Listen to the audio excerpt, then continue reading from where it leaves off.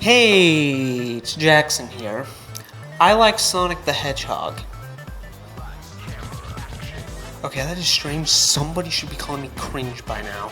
Sonic the Hedgehog has always been a pretty divisive game series. Critics, audiences, and even Sonic fans have had wildly different opinions on the series from one another.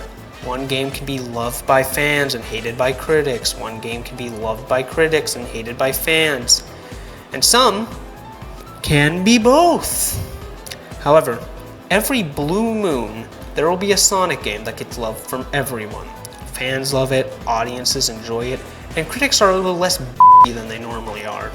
It doesn't happen all the time, but when it does, it's a magical feeling, especially if you're a Sonic fan. Finally, people get your crazy obsession. And 2017 was one of those magical years where this did happen, as the year gave us...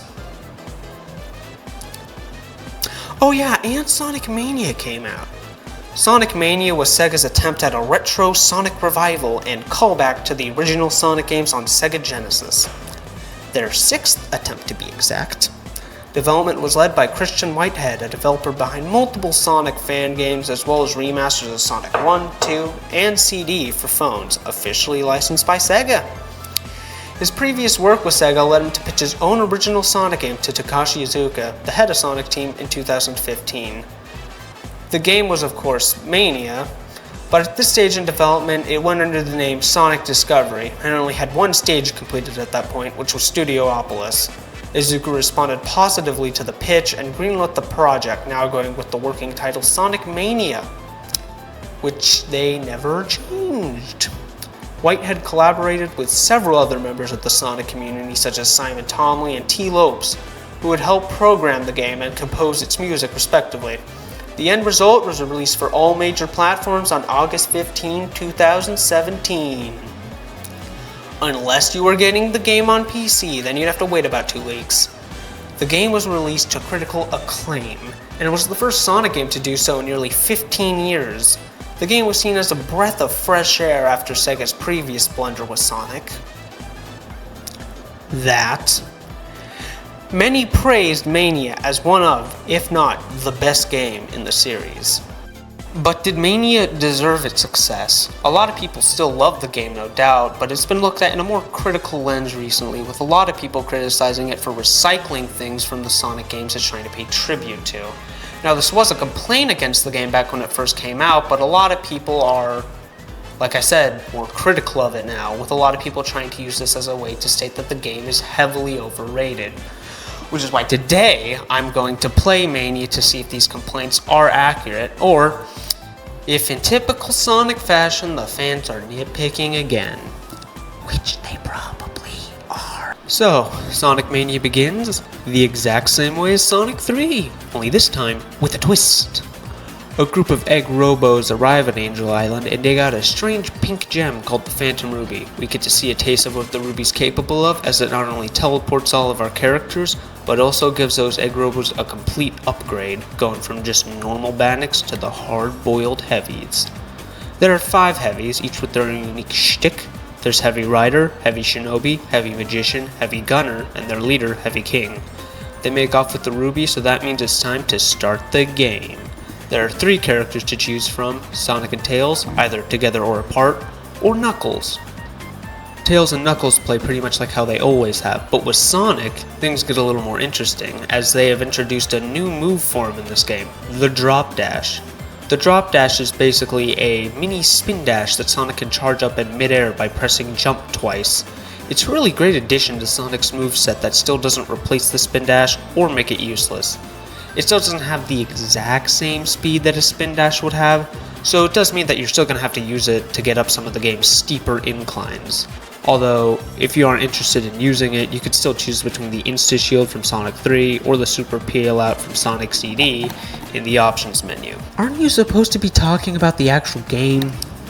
Oh yeah! So, as I was saying, the heavies make off with the ruby, so that means it's time to start the game.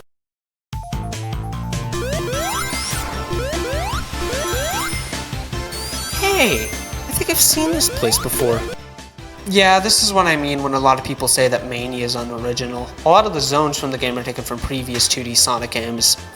And while the devs still do new stuff with them, it could definitely come off as lazy and nostalgia pandering to some. But we haven't even played the game yet, so we need to see if that's true or not. Green Hill starts off Mania in a pretty solid way. Now that might be because its level design is like one-to-one with the original, but the moment we beat the level's boss and begin Act 2, Mania decides to show its true colors.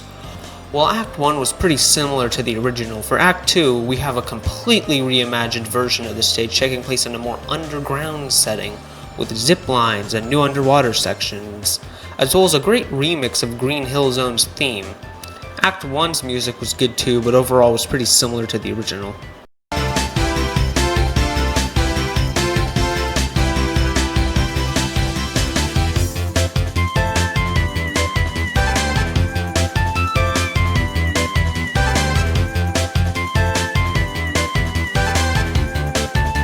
But with Act 2, they went with something completely different.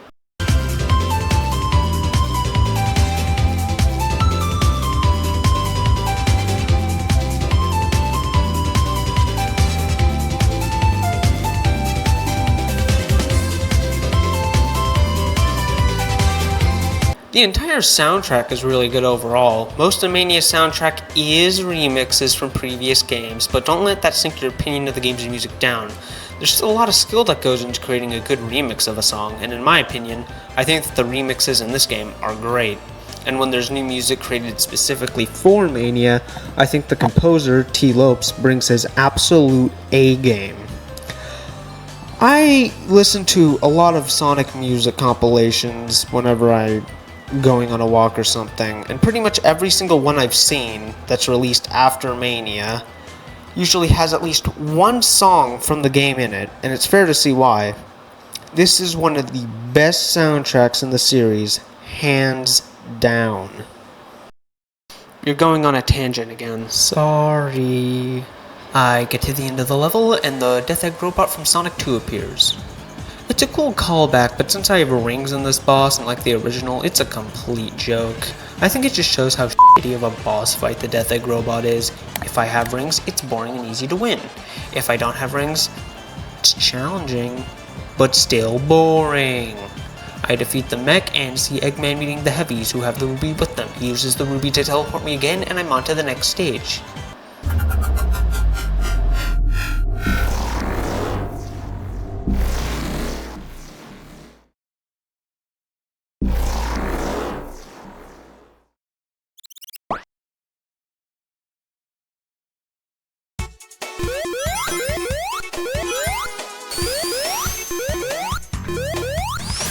Hey, I think I've seen this place before. Zone 2 is Chemical Plant from Sonic 2. It's pretty much the same as Green Hill. Act 1 is how it was in the original game, while Act 2 reimagines the zone with new gimmicks. This time focusing on this goo you can change the properties of by injecting it with chemicals. The zone ends with a round of Puyo Puyo, probably as a callback to that weird Robotnik spin-off game from the 90s. I move on to the next stage and... wait, I haven't seen this before. Zone 3 is our first new locale, Studiopolis. The stage that Whitehead first showed off when he pitched the game. As the name suggests, it's a movie studio, which I'm pretty sure is a first for a Sonic level. There are enemies resembling cameras and microphones, stage lights that fall after you stand on them, and these weird vans that teleport Sonic into TV somehow. What? It does a really good job to make the level stand out on its own, and shows that the team behind this game isn't just good at remixing old stages, but also creating new ones. Another thing that makes Studiopolis Zone noteworthy is that it has our first boss fight against one of the heavies. Act 1 has us fight Heavy Gunner in an auto-scroller. He launches a handful of orange missiles, hit the one blue one that he launches back at him, repeat the process a handful more times, and you're golden. Studiopolis is a pretty solid stage. You know, seeing what this team is capable of when they do something original makes me really curious what the next zone is going to be like.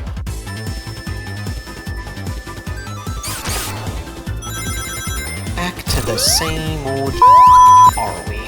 Flying Battery Zone from Sonic and Knuckles is our next zone, and I gotta say, I think it's the weakest one so far. Not because it's a bad stage or anything, but it really doesn't do anything to set itself apart from the original. Act 1 tries to do this, but the only thing it really does differently from the original is the weather. And I guess these doors count too. They allow you to travel in and out of the ship at multiple points in the level. The boss fights are fun though. Act 1 is based on the laser fight from the original, but now we're standing on a scrap pit that we can sink and die in. The laser can also take some of the scraps from the pile and create new bandits out of them that we have to avoid. Hit it enough times and you're done. Act 2's boss fight is also really great. Eggman drops down in this massive spider with a bumper for an ass. We have to use this bumper to launch him into massive spikes while avoiding his pathetic laser attacks. We defeat him and we're on to Press Garden Zone, which is another original stage. Come on, come on. Press Garden is a weird mix of a newspaper factory, a garden, and an ice level, all rolled into one. There's not really much for me to say here except that it's another solid stage. We also have our second encounter with a heavy in this zone. This time, it's Heavy Shinobi. His boss fight kinda sucks. He freezes me, does a backflip. I mash jump to get out, hit him, and the process repeats. It was extra pathetic too because I had Super Sonic in the game at this point.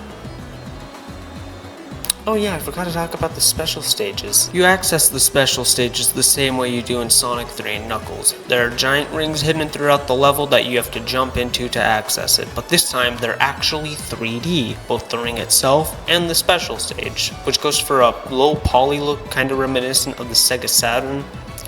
Your goal is to catch up to a UFO carrying a Chaos Emerald. You do this by collecting blue spheres to increase your speed in 3 separate intervals, or as the game calls it, a Mach, with Mach 3 being the fastest speed you can achieve.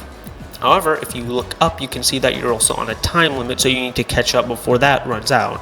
And you can collect rings to increase that time, and they're spread out throughout the level or in these little box things, which you can also find blue spheres in. Run out of time or fall off the stage, and you don't get the emerald. They're pretty fun overall and could be kinda stressful at times, especially when you're collecting the final few emeralds. I feel like the controls could be a little tighter, but overall I really like these, and they're one of the few special stages in a Sonic game that I could say are actually fun or good. Although I still prefer Blue Sphere from Sonic 3, which is also in this game. Like in Sonic 3 and Knuckles, if you pass a checkpoint with a certain amount of rings, you'll be able to participate in a bonus game. Although unlike the bonus stages in Sonic 3, which gave you rings and power-ups, these take you to a round of Blue Sphere. Complete the round and you'll be awarded with a gold or silver coin depending on if you went for the perfect bonus in the stage. Getting a certain amount of these coins unlocks bonus features. I personally didn't try to go for the tokens this time. I've played the game multiple times on multiple systems and I've already collected a bunch of them, so I didn't really feel like doing it for this playthrough. So, after I defeat Shinobi as Super Sonic, I bet you forgot about that one. I move on to the next zone, Stardust Speedway from Sonic CD. Act 1 is based on the past version of the stage, while Act 2 is based on the present version. Sadly, this doesn't really allow them to do anything new with the stage. Not to say that there isn't anything different, like these giant plants in Act 1 or fireworks in Act 2, but it's overall very similar to the original. The only difference is that the level design isn't confusing as f***. The boss fights are probably the highlight of this zone. Act 1 is a reimagining of a fight from Sonic CD, while Act 2 is a remake of the Metal Sonic race at the end of the original. Halfway through the fight, Metal Sonic gets in a machine and starts firing other Sonic robots at you, and there's even a phase 2 where he uses the Phantom Ruby to transform into Metal Sonic Kai from Knuckles Chaotix, which I think is pretty neat. We defeat him, and the Ruby! Get it, Sonic? Darn it. Asshole. Sonic and Tails take the L on that fumble, and now we're on to Hydro City from Sonic 3, or if you're a weirdo, Hydrocity from Sonic 3. I like Hydro City in this game. They don't change things up nearly as much as some of the previous zones, but it's still an improvement over Stardust Speedway. For one, there's boats now.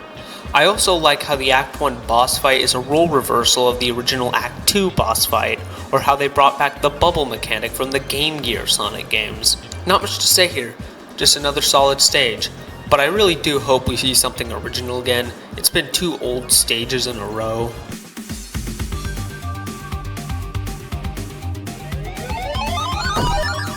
What did he ever do to you? Yes, that's right, another new stage, this time heavily based on Sand Shower, a scrap zone from Sonic 2. Act 1 is a homage to Sky Chase, also from Sonic 2, while Act 2 is heavily based on the scrap zone I just mentioned. Here we fight Heavy Magician, who I'm sure you remember from over Knuckles just a moment ago. His boss fight has him transform into the members of Team Hooligan, who we have to fight one-on-one, or since it's just him transforming into them multiple times, I don't know how to explain it. I like the reference. My only real complaint with the zone isn't that there's anything wrong with it, but I just encountered this strange glitch where Sonic died when entering this gun for some reason. The next zone is Oil Ocean from Sonic 2. And thankfully, they do a lot more to make this stage unique compared to the other retro stages we just saw. Act 2 has the entire oil rig covered in smog that will kill Sonic after a while unless he pulls this lever, as well as submarines that take Sonic underwater and house power-ups. The level has also been updated so that the oil reacts to the fire shield from Sonic 3.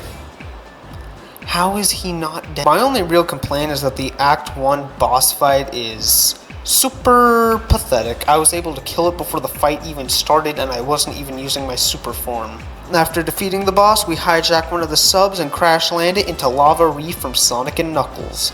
And I gotta say, this is probably the second weakest stage in Mania.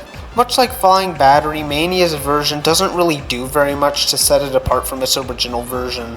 They introduced these treadmills that were in Sonic CD, but that's about it. It's just more of the same. The only reason I'm putting this above Flying Battery is because I think that Lava Reef in general is just a stronger stage, and I just enjoy the music of Lava Reef more. We have our 4th encounter with a Heavy here.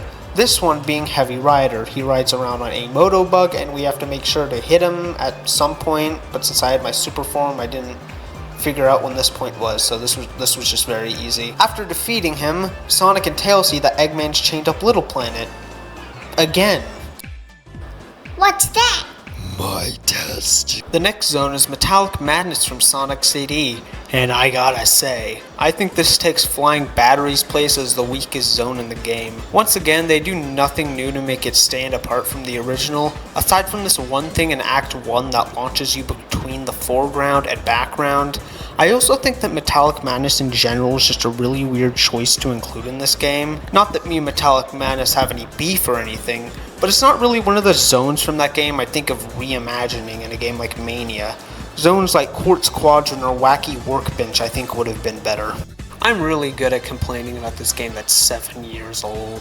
Turns out that Metallic Madness will be the last retro zone we see in this game, as the next one is fully original yet again, but also the final zone in the game, Titanic Monarch, which is one of the best final levels in any Sonic game.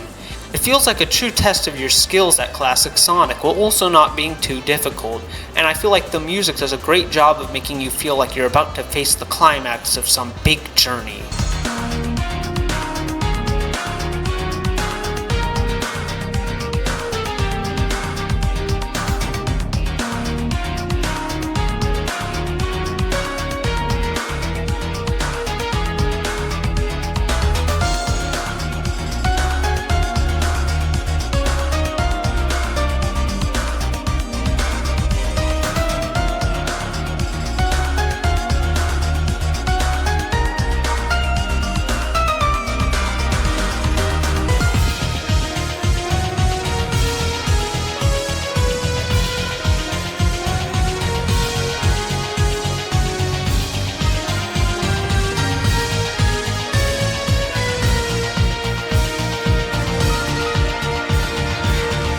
We face off against Eggman one more time in a boss fight that's kinda lame.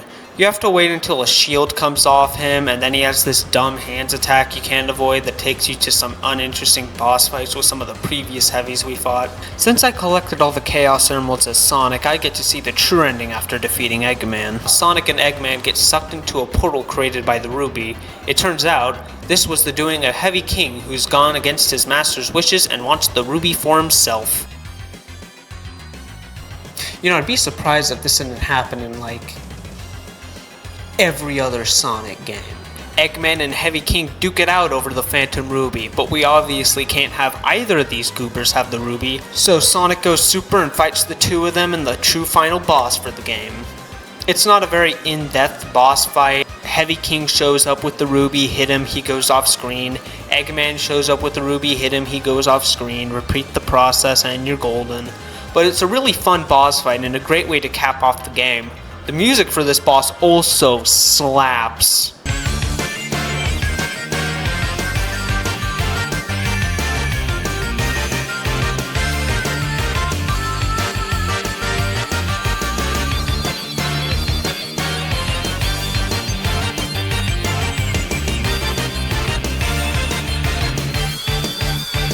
Supersonic is successfully able to destroy Heavy King and get the Phantom Ruby out of Eggman's hands, but not before the Ruby goes into another portal with Sonic in tow.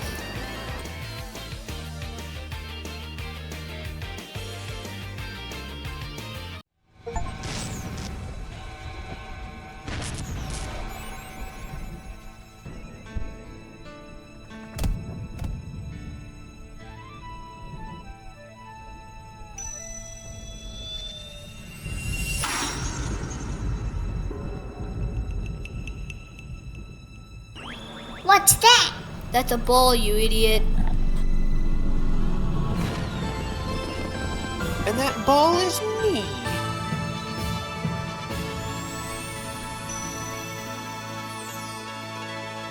Sonic says goodbye to his friends and heads off into another Sonic game. And that's Sonic Mania. Is it unoriginal? To an extent, yeah it is. But does that mean it's a bad game? No. I could definitely see why some Sonic fans wouldn't like it because of this. How can a game that's been constantly praised as being one of the best in the series recycle so much from previous games? And I once had that thought process too. But the more and more I've played it over the years, the more and more I've come to like it. The game still does enough with these old stages to feel fresh, and when it does have the time to do something original, it's just as great as what it's paying tribute to. It was a genuine labor of love done by some very talented people. People who I'd love to do another Sonic game just like this that's totally original, as I think it has the potential to be the best Sonic game ever. Sadly, it doesn't look like that's ever going to happen anytime soon, which leaves us with our zest as the people in charge of 2D Sonic for right now. And I'd say it's in good hands. I know that's kind of a controversial thing to say. In fact, Sonic Superstars in general is a controversial game among Sonic fans. But I think if they'd taken the feedback that game had, I can see them becoming just as good, if not surpassing the devs behind Mania. That was a joke, by the way. A little while back, Christian Whitehead released his first major non-Sonic game with his new studio, Evening Star, and I hope that he, along with all the other devs who worked on Sonic Mania, have good careers ahead of them. They've got some serious talent. And there you have it, my first video. I know that Mania received 2 new playable characters and an encore mode as a part of DLC, but I only really felt like covering the base game today. If you are interested though, make sure to comment, scribble, hit a bell, and I might make a follow-up about it. But as for right now, I need to prepare for an incoming attack. What? I said that Sonic Superstars is a good game. Somebody's gonna try to kill me for that.